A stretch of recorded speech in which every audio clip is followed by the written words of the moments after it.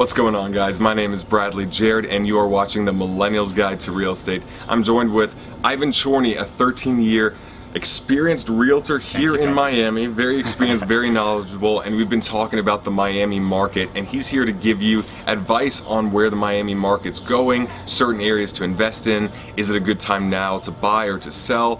And Ivan, thank you so much. Hey Brad. Thanks for having me, buddy. You got it. Thanks for being here. Obviously, Sure. You can see we're in beautiful Miami. You see the palm trees behind us. Yeah, they got a few There's back iguanas everywhere. There's yachts. It's pretty cool. It's pretty tropical right here. Cool. So let's start with where the Miami market is now versus a year ago this time. Mm-hmm. If you're watching this when it just launches, it's summer 2018. So let's go from summer 2017 to now. What are you seeing? Mm-hmm. For me, especially, I found that last summer was really pretty slow. You know, people were, I think, just a little bit more cautious in the market, and we were seeing, a lot of the new inventory coming online.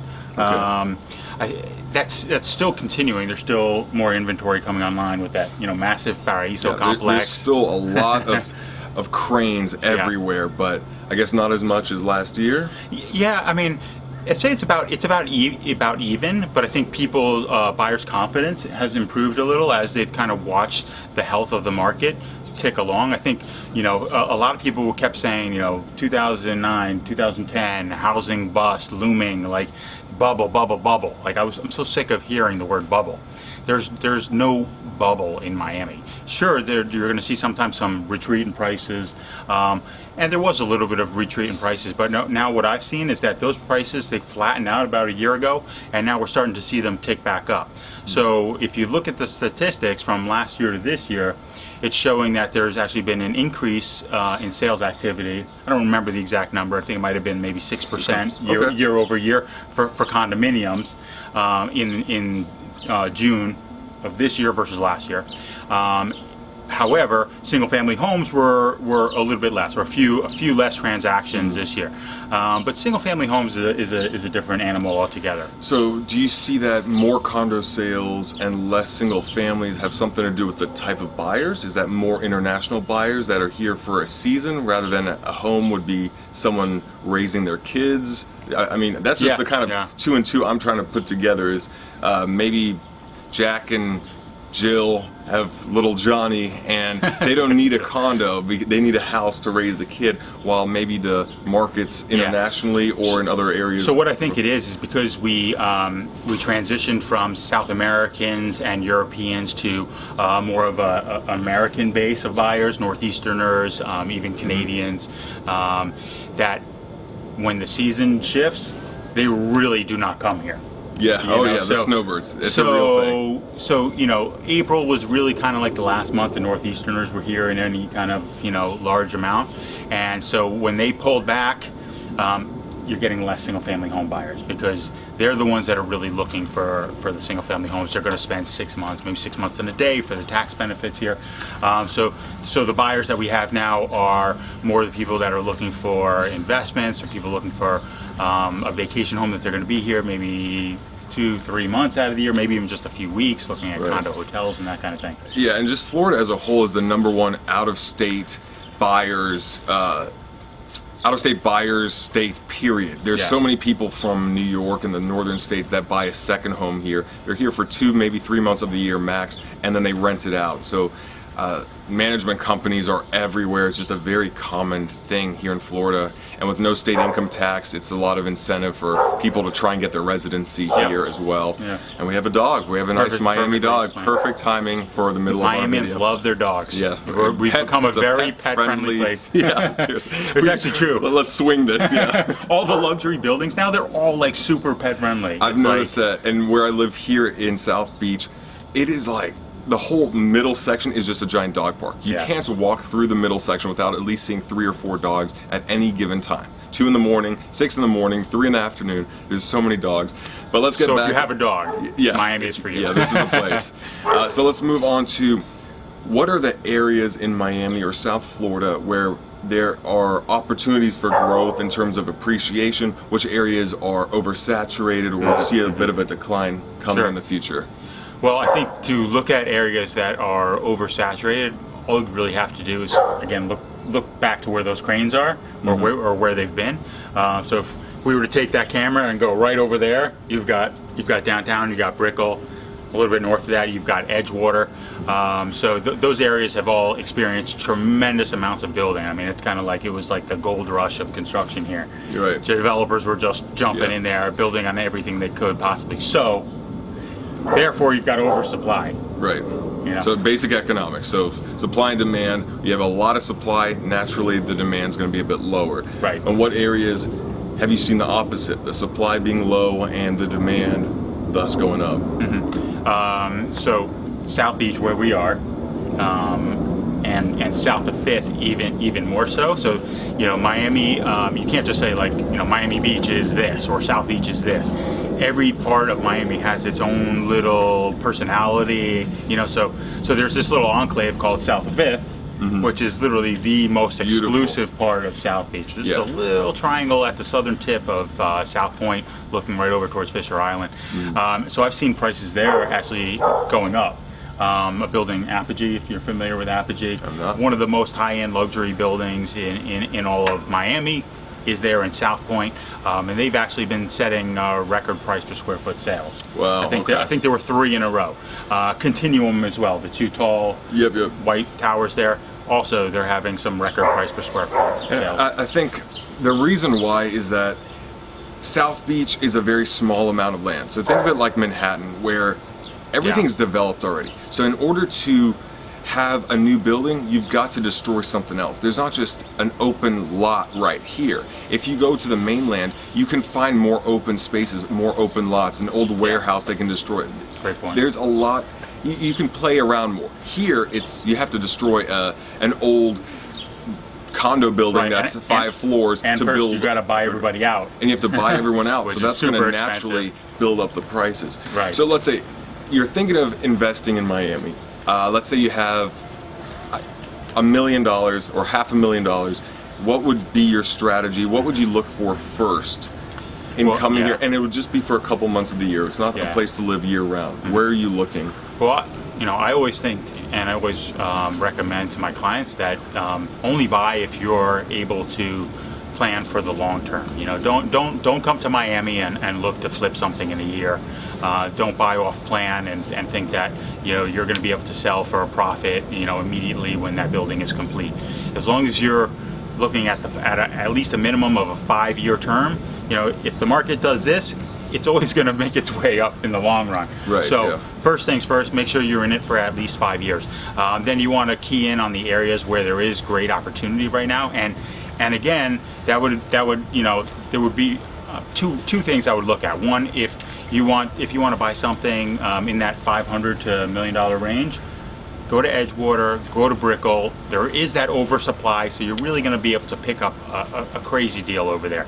There are some sellers that, you know, are in, you know, maybe more difficult situations from the time when they actually bought off plans. You know, people's dynamics change. You might be able to find a distressed property, and whenever someone is motivated to sell, you're going to get a better deal than if someone has multiple properties, they want to make the most amount, they're not in a rush to sell. Just like anything off of Craigslist, you want to get that used car for $1,400. Well, you know what? If the guy's moving tomorrow, you'll get it down to $900. But if he has a whole lot of cars and he doesn't really care, then you're not going to get that deal. I mean, if you think about Paraíso again, you know, when that project was launched, there were a lot of Brazilian buyers. There was a lot of South American interest overall, and Brazil's economy was doing much better. Their currency was you know, doing better against the dollar. Now their economy's not doing well. It's lost a lot of value. Their currency has lost a lot of value against the dollar. So their situation has changed, and most of these buyers have 50% in American cash in a deposit sitting here. So for them, you know, even though on paper it might even look like they're taking a loss, because of that dollar real exchange, they are actually going to break even, maybe even make a little bit of money. So that's why they're able to, you know, take a loss, and that's why there is also, again, so much opportunity, because all these other feeder markets, their situations have changed a little bit. Their dynamics have changed a little bit. Okay, nice. For someone that doesn't know anything about Miami, has never been here, what would you do to sell Miami as a place to visit? Like besides vacation, like if you're thinking of potentially buying a property somewhere in the U.S., why Miami long term? Well, I mean, I would just go back to why I moved here. Okay, yeah. The girls, right? Exactly. But when I came here in 2004. I was living in Los Angeles at the time. I know you've been there too. Okay, yeah. And I just came here on a vacation. Grew up on the East Coast, but never had really stayed in Miami. I'd always, it'd always been like a jumping point, either to the Caribbean or the Keys or something. Right. And then, I just kept hearing about this South Beach place. What's this allure of this South Beach? Sexy South Beach, right? Yeah. So me and my buddy, we came and stayed for 4 days, and this place just, it just wowed me. It just totally captivated me. The beaches, the water. I mean, it's water everywhere. If you're someone who's a water lover, an ocean lover, you'd like to be on the water, paddle boarding, kayaking, fishing, swimming. Like this is the best city in the country for that.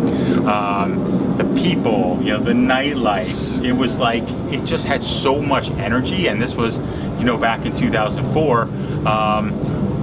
I was literally totally captivated by it, and that's what brought me to move here.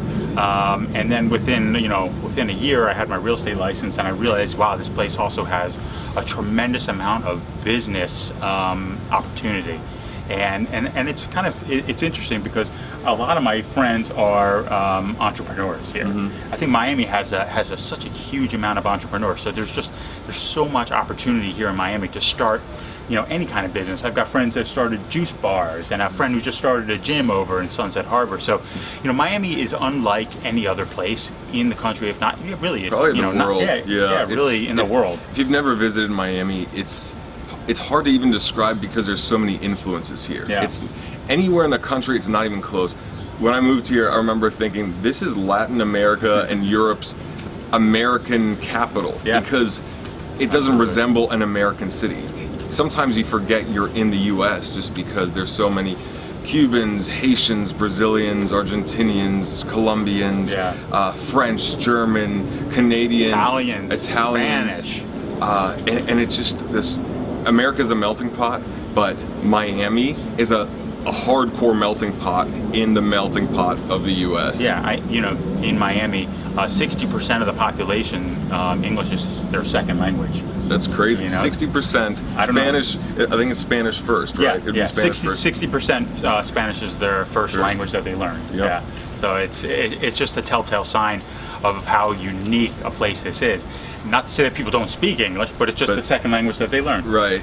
And what I've noticed in living here for about 3 years is that I don't know what the market's going to be like short term, but long term, so many different types of people, cultures, countries dream of living here and dream of vacationing here. So if Brazil's economy collapses and they sell, then you might find a great deal, and then France's economy might go up and they might be looking to buy. And there's so many different people that just want to move here and have a home here, just a second home, that the desirability is always going to be through the roof. Right. Just like New York or LA, one of these big cities where short term it's going to be dangerous. If you want to buy and flip in a year or two, don't count on it. Think of a property for the long haul, and that's why those big cities, they have that strong backbone. That ability to recover. That ability to recover no matter what, because the businesses want to come here, they want to do business here, people want to move here, people want to vacation here as well. So long term, no matter what, you're going to be fine in Miami. Yes, super good point. I mean, I was just reading an article, I think it was in Mansion Global, and it was saying, if you're going to be buying, in a city where there's a lot of construction going on and you're a little bit concerned, just buy in a city where that place has the ability to recover. Yeah. And Miami is like really going through a renaissance right now. If you see all the things that are coming to the city with All Aboard Florida, Miami World Center. I mean, it's just becoming more cultural. We're getting all these starchitects, Renzo Piano, Richard Meyer, Zaha Hadid, which we can look over there and see her tower. Miami is, I've never seen it become, so, it's evolving so quickly. Very nice. Any final thoughts?